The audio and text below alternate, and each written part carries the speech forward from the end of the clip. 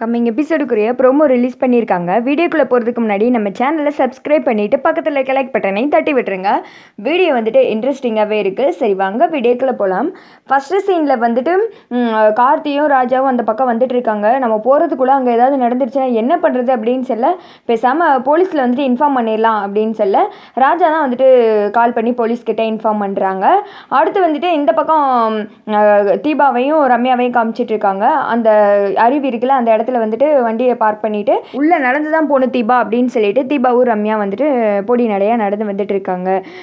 தீபா வந்துட்டு ஒரே யோசனையிலே வர என்னடி இந்த பரிகாரம் பண்ணலாமா வேணான்னு சொல்லிட்டு யோசிக்கிறியா, எவ்வளோ தூரம் வந்தாச்சு, நல்லபடியாக பரிகாரத்தை பண்ணி முடிச்சிருவேன், நம்பிக்கையோடு இரு அப்படின்னு சொல்ல சரிடி அப்படின்னு சொல்லிட்டு நடந்து வந்துட்டு இருக்காங்க. அந்த பக்கம் வந்துட்டு போலீஸ் அம்மையார் இருக்காங்க. அவ வேற என்ன இது மேடத்தை இன்னும் காணும் அப்படின்னு சொல்லிட்டு அந்த டீப்பாயவே உட்காந்து பார்த்த மாதிரி வந்துட்டு பார்த்துட்டு இருக்க அந்த இடத்துக்கு வந்துட்டு திடீர்னு போலீஸ் வர்ற மாதிரி இருக்கு. என்ன இது போலீஸ் வர்றாங்க அப்படின்னு சொல்லிட்டு குடுகுடுன்னு ஓடி போய் இவன் ஒரு புதர் மாதிரி இருக்கு அதுக்கு பின்னாடி போய் ஒளிஞ்சுக்கிறான். வந்த போலீஸ் வந்துட்டு ஓ இந்த இடம் தானா அப்படின்னு சொல்லிட்டு சுற்றி முற்றி பார்க்குறாங்க. பார்த்துட்டு அந்த பீப்பா எல்லாம் இருக்குது. அதை பார்த்ததும் இதுக்கு இங்கே இருக்குது அப்படின்ற மாதிரி ஒரு மாதிரி யோசனையில் நின்று பார்த்துட்டு இருக்காங்க. ஐயோ போலீஸ் வந்துருச்சு, இனி பரிகாரம் பண்ண முடியுமா இல்லையான்னு சொல்லிட்டு தெரியலையே, இதை பேசாமல் மேடத்துக்கிட்ட கால் பண்ணி சொல்லிடலாம் அப்படின்னு சொல்லிட்டு அந்த போலீஸ் அம்மையார் வெறுவெறுன்னு ரம்யாவுக்கு தான் வந்துட்டு கால் பண்ணுறாங்க.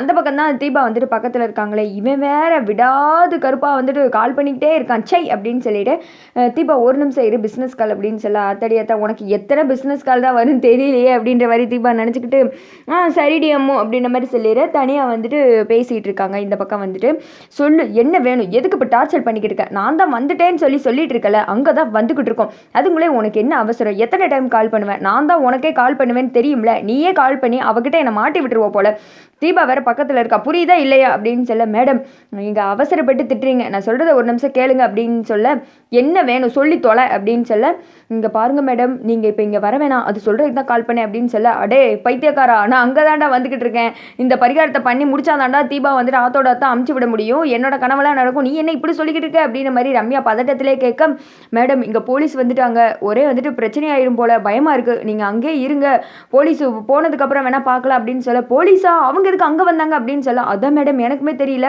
வந்து நம்ம ரெடி பண்ணி வச்சிருக்கிற அந்த செட்டப்லாம் பார்த்துட்டு இருக்காங்க, அந்த பீப்பாயெல்லாம் பார்த்து நின்றுட்டு இருக்காங்க அப்படின்னு சொல்ல ரம்யாவுக்கு ஒன்றுமே புரியல, டே எப்படிரா போலீஸ் வந்திருக்கும், எங்கேயாவது வாய் தவறி இன்னும் உளறிடியா அப்படின்னு சொல்ல மேடம் எனக்கே ஒன்றும் புரியல, நானே போலீஸ் வர்றதை பார்த்ததுமே ஓரமாக ஒரு புதர்கிட்ட வந்து ஒளிஞ்சிட்டு தான் உங்களுக்கு கால் பண்ணி சொல்லிட்டு இருக்கேன், நான் மட்டும் மாட்டியிருந்தேன்னா அவ்வளோதான் கூடவே சேர்ந்து நீங்கள் மாட்டியிருப்பீங்க அப்படின்னு சொல்ல கொலை பண்ண போகிறேன் பாரு, அப்படி நீ மாட்டிக்கிட்டானு என்ன சொல்லக்கூடாதுன்னு தான் நான் சொல்லியிருக்கேன், அப்படின்னு ஏதாவது நான் சொன்னதுக்கு மீறி நடந்துக்கிட்டேன்னு வச்சுக்கோ நீ ஒரேடியாக பரலோகம் போய் சேர வேண்டியதுதான், உன்னை வந்துட்டு உண்டுலாம் பண்ணிடுவேன் அப்படின்னு சொல்ல சரி மேடம் நீங்கள் இங்கே வராதிங்க அவ்வளோதான் அப்படின்னு சொல்லிட்டு இவன் வந்துட்டு ஃபோனை கட் பண்ணிடுறான்.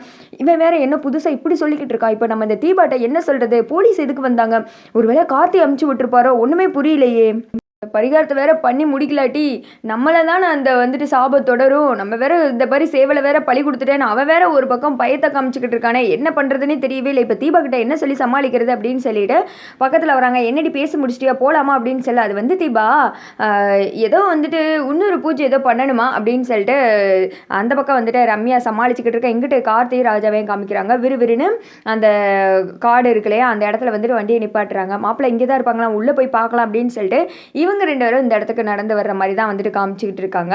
அதோட பார்த்தீங்கன்னா இந்த வீடியோ வந்துட்டு முடிஞ்சிருது.